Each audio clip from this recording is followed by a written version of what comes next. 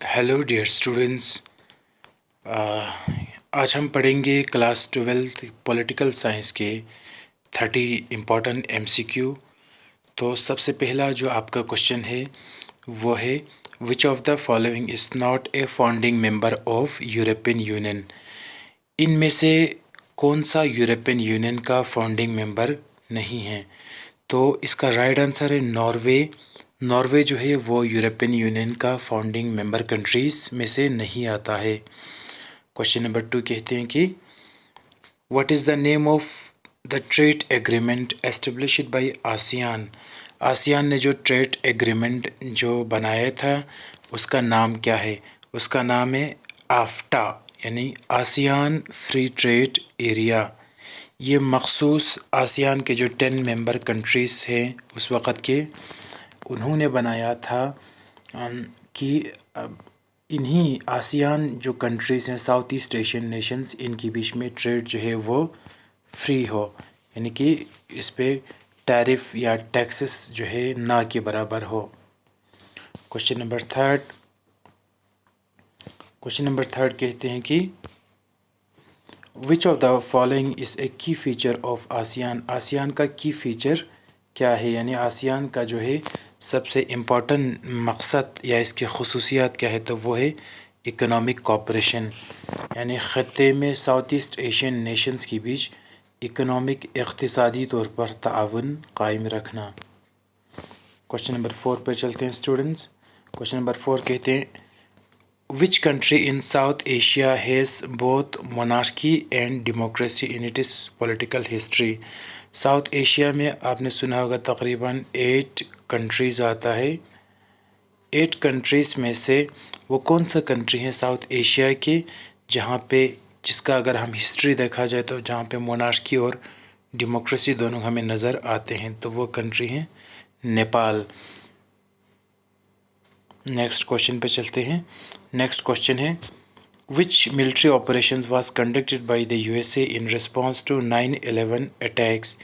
यानी कि 9/11 का जो 11 सितंबर को जो अटैक हुआ था यूनाइटेड स्टेट्स ऑफ अमेरिका के ऊपर, जिसमें अप्रॉक्सीमेटली 2000 के करीब लोग जो है मर गए।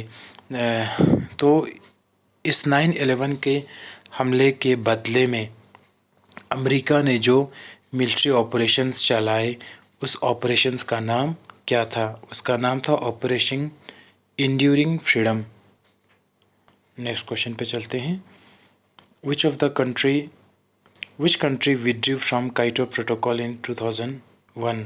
यानी कि 2001 में काइटो प्रोटोकॉल से कौन सा कंट्री जो है ख़ुद को, यानी कि वो वापस चला गया, काइटो प्रोटोकॉल से विड्रॉ किया, ख़ुद को वापस लिया इस प्रोटोकॉल से? तो ये है United states of America.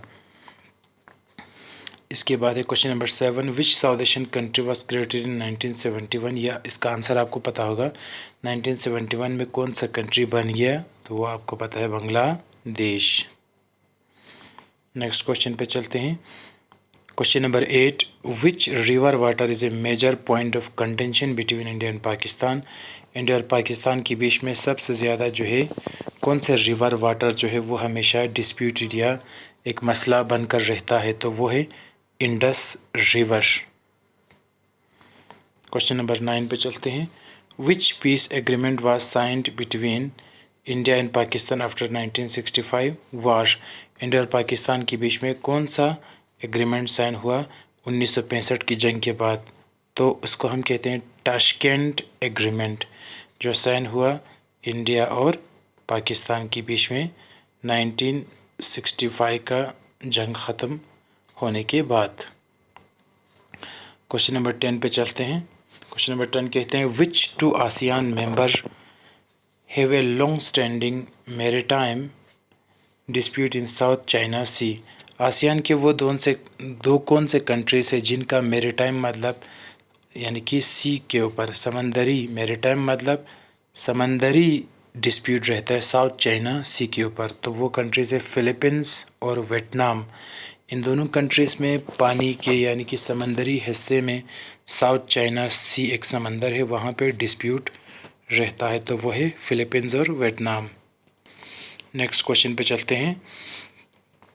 Which of the following is not A goal of साक, साक का गोल क्या नहीं है। आपका इनमें से 3 होगा जो साक का गोल होगा। जो साक का गोल यानी कि मकसद जो नहीं है उसको आपको टिक करना है। इकोनॉमिक कोऑपरेशन ये बिल्कुल साक का गोल है। Regional piece and cooperation stability ये बिल्कुल साक का मकसद है। Scientific collaboration, science and technology में कोलैबोरेशन यानी कि कोऑपरेशन करना ये भी साक का गोल है।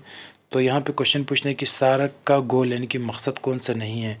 मिलिट्री अलायंस, सार्क का कोई मिलिट्री यानी कि पावर बढ़ाना या मिलिट्री चीज़ें बनाना इसका कोई मकसद नहीं है। तो ये इसका राइट आंसर है। Which countries recently joint BRICS इन 2010, 2010 में किस कंट्री ने ब्रिक्स यानी कि इसका फुल फॉर्म है Brazil, Russia, India, China, south Africa. तो इस ऑर्गेनाइजेशन को 2010 ने किसने ज्वाइन किया लास्ट में? साउथ अफ्रीका ने ब्रिक्स को ज्वाइन किया 2010 में। Question number 13, which of the following is not a member of BRICS, इनमें से कौन ब्रिक्स का मेंबर नहीं है? तो यहाँ पे जापान जो है वो ब्रिक्स का मेंबर नहीं है। Question number 14, which 2 countries were involve in Kargil conflict in 1991, Kargil का जो वार हुआ 1999 में किस कंट्री के बीच में हुआ? इंडिया और पाकिस्तान के बीच में। 15 कहते हैं which agreement was sign between India and China in 1993 to maintain peace at the border, border पे पीस रखने के लिए 1993 में इंडिया और चाइना के बीच में कौन सा एग्रीमेंट जो है वो साइन हुआ? तो उस एग्रीमेंट को कहते हैं border peace and tranquility agreement, BPTA, यानी border peace and tranquility agreement sign हुआ इंडिया और चाइना के बीच में 1993 में पीस रखने के लिए। Question number 16, which of the following is not a cause of environmental degradation, environmental degradation किसकी वजह से नहीं होता है? यानी कि डिफॉरेस्टेशन, ज़्यादा जो है दरख्तें या ट्रीज़ काटने से इन्वायरमेंटल डिग्रेडेशन होता है, ये सही है। इंडस्ट्रियलाइजेशन, कारखाना ज़्यादा देने से भी माहौल को नुकसान होता है। ग्लोबल वार्मिंग, जब ज़्यादा ग्रीन हाउस गैसेस हवा में चला जाता है तो भी इन्वायरमेंटल डिग्रेडेशन हो सकता है। लेकिन क्वेश्चन कहते हैं कि किस चीज़ की वजह से इन्वायरमेंटल डिग्रेडेशन नहीं होता है? तो वो है सस्टेनेबल डेवलपमेंट। जब हम अभी तरक्की करते हैं और फ्यूचर के बारे में भी सोचता है कि फ्यूचर वाले जो जनरेशन है उनके लिए भी हमें हवा, पानी और नेचुरल रिसोर्स को बचा के रखना है और ख़ुद भी थोड़ा करके यूज़ करना है, उसको कहते हैं सस्टेनेबल डेवलपमेंट। तो क्वेश्चन कहते हैं कि इन्वायरमेंट के लिए कौन सी चीज़ नुकसान नहीं है? तो सस्टेनेबल डेवलपमेंट नुकसान नहीं है, ये अच्छी चीज़ है। 17, what was the main cause of Arab spring, Arab spring का मेन काज क्या है? तो वो है political corruption and unemployment.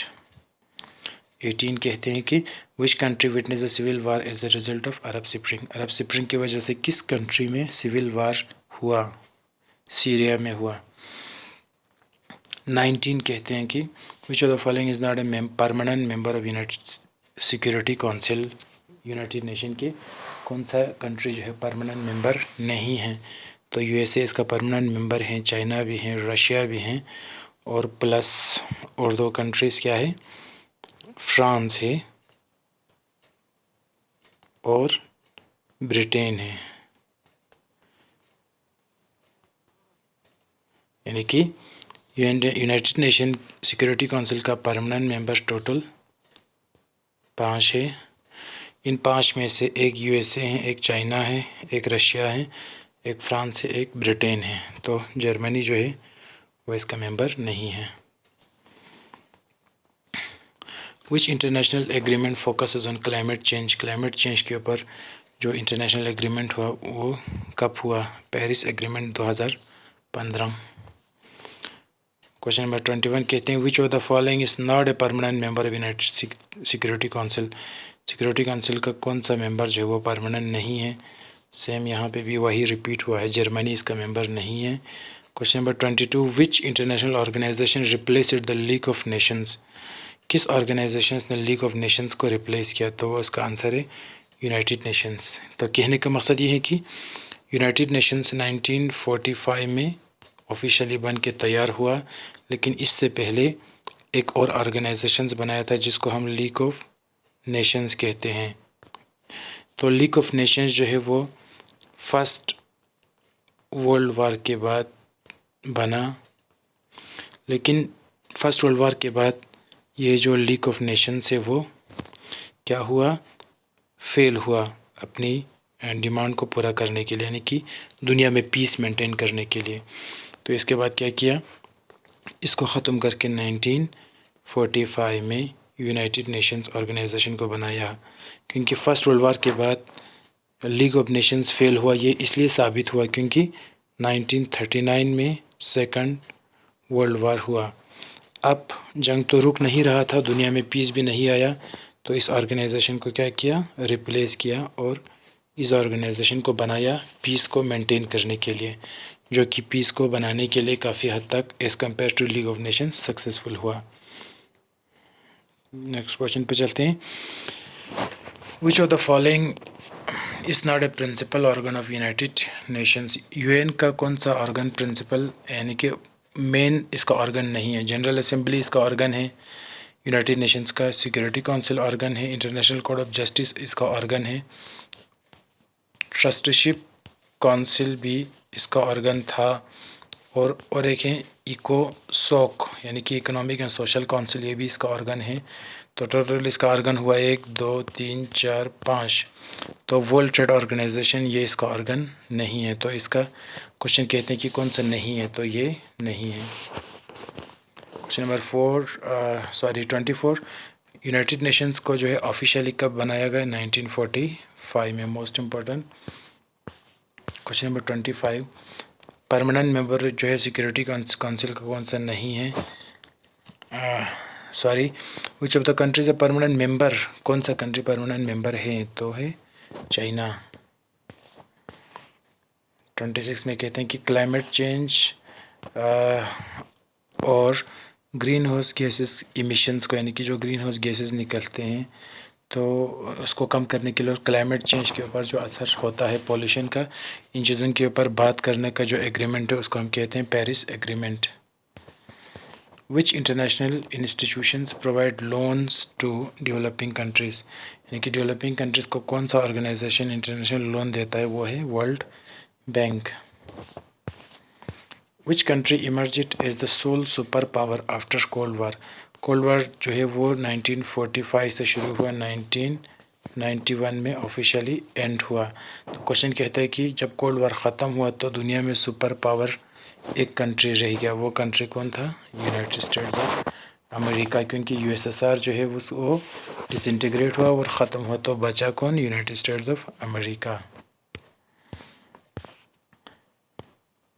Which was market the official end of cold war, officially cold war कब ख़त्म हुआ, डिसइंटीग्रेट कब हुआ, 1991 में। What is the main objective of international monetary fund, IMF, यानी कि इसका मेन ऑब्जेक्टिव क्या है, to ensure financial stability and economic growth, यानी कि फाइनेंशियली इक़्तिसादी तौर पर स्टेबिलिटी मजबूती करना, और इक़्तिसादी यानी कि इकोनॉमी में ग्रोथ करना, यानी कि इम्प्रूवमेंट करना।